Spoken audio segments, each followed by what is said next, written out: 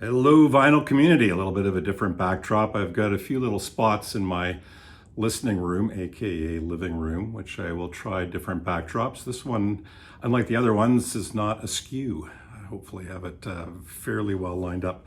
This series I'm calling Show Me Your Tickets. So for those of us been around for a while and wanted to save our tickets to remind us of shows that we've really enjoyed. I've got a big pile of them over the years, and what I'm going to do is I like telling stories, so apologies for those of you who don't like it, but tell some stories about the bands as kind of triggered by individual shows and tickets that I've got. So I've got three bands today that I'm going to be looking at.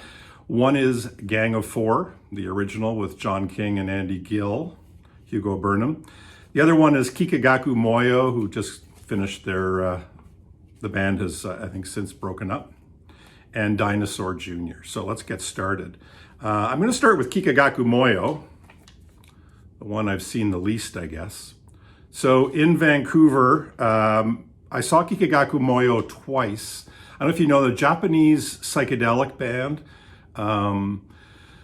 They're kind of like the psychedelic version of Loud, Quiet, Loud, the way the Pixies are for punk, I guess, or post-punk.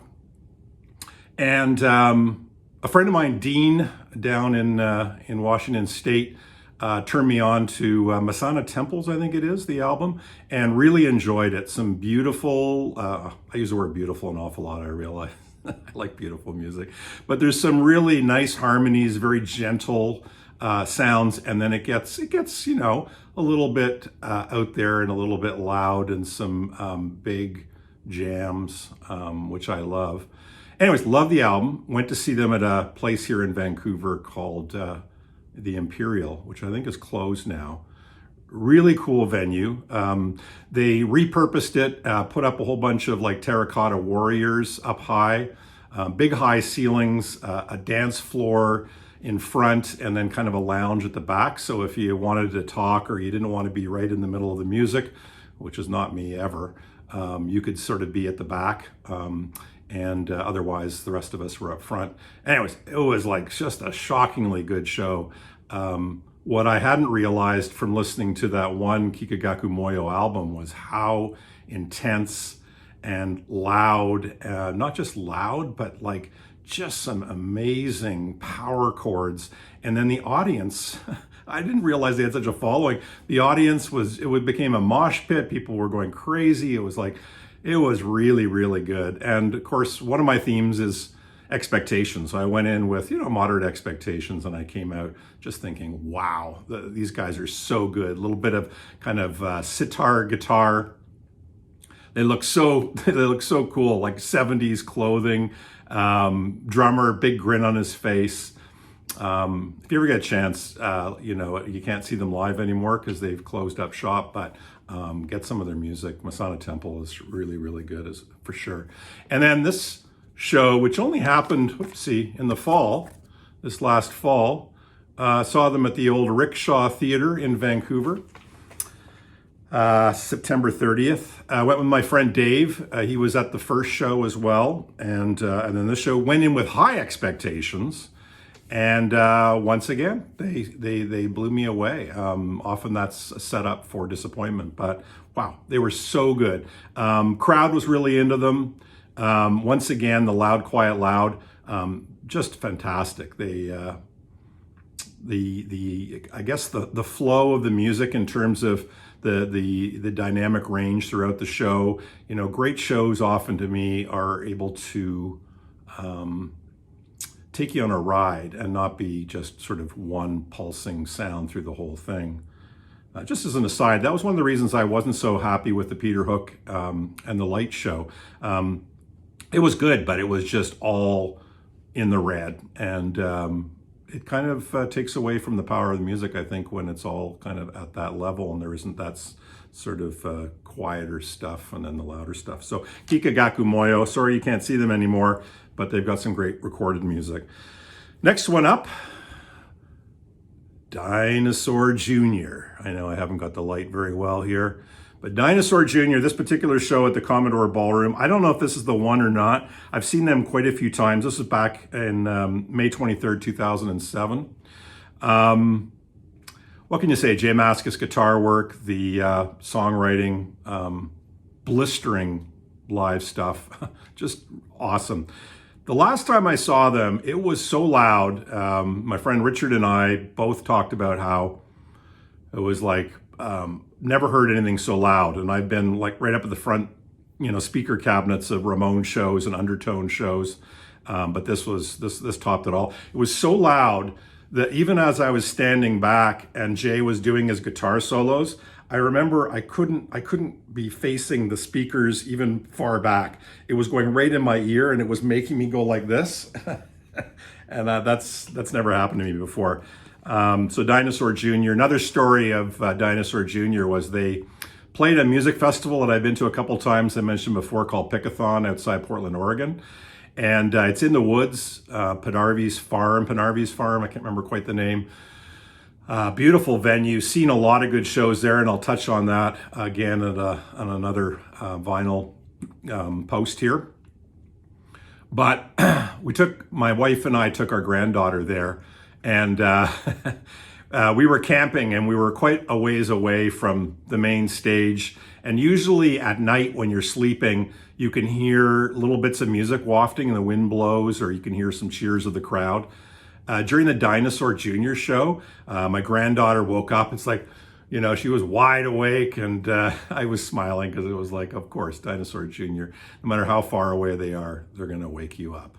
So Dinosaur Jr., seen them many times, love these guys. But I don't know if I can handle that volume anymore.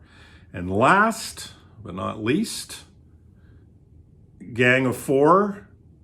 At one of our venerable music venues, the Commodore Ballroom here in Vancouver. This one was May 7th of 2005. I think this is the last time I saw them with, again, John King, lead vocals, Andy Gill on guitar. Andy Gill's menacing guitar playing, just phenomenal. And John King, spouting out some great politics, personal politics and political lyrics. That was the tour. I don't know if he did it a lot, but brought out a microwave oven and started bashing it with a baseball bat, which I think was part of the show. I don't think that was unique to our Vancouver show. Story of the Gang of Four. First time, when I went backpacking in 1981 as a kid, I decided to, one of the big things was to go see live shows in England. And I flew into London. I was planning to go see Dexy's Midnight Runners, who were, right around the time of Touraye, I think, and I'd been a fan since their first record, and went down to Brighton to see them, and they canceled their tour.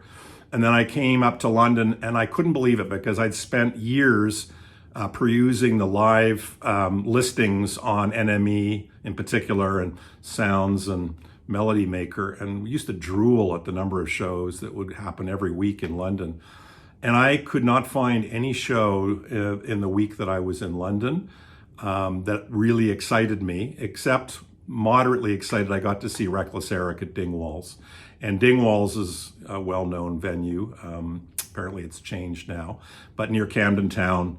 I think Madness and maybe the whole two-tone thing, I'm not sure, but Madness had a big, I don't know if they're the house band there, but they had a strong link to Dingwalls.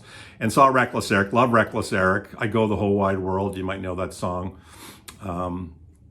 It was on a soundtrack with Will Ferrell and Maggie Gyllenhaal, Stranger Than Fiction, I think.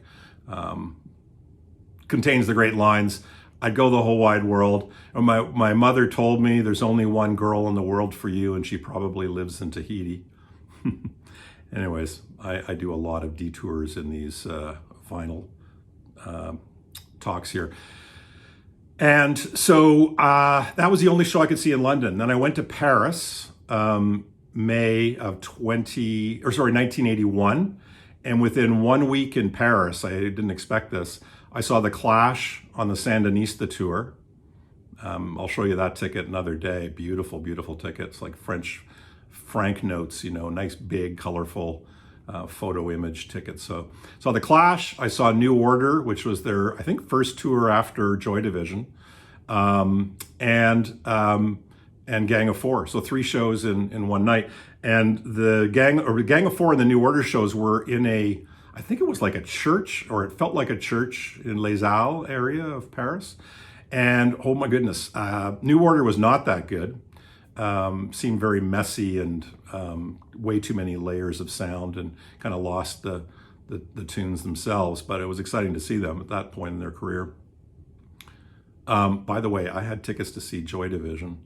They were going to play the Edge in Toronto, and a week before the show, of course, Ian Curtis ended his life, so missed that show. I was a huge Joy Division fan. But Gang of Four played the same place as New Order, so again, that sort of church-type place, and that was so good. Andy Gill was so menacing on the guitar. Actually, reminds me, and I think he was influenced strongly by Wilco Johnson of Dr. Feelgood, but he was riveting, amazing. And John King, the sound, it was like so heavy. Loved it. So Gang of Four, this particular show at the Commodore, just remember the famous microwave bashing incident. So that's it for now. 3 concerts and stories. Show me your tickets. Feel free to jump in. I'd love to make this a hashtag, and recounting some great shows and multiple shows for artists you love. Bye-bye.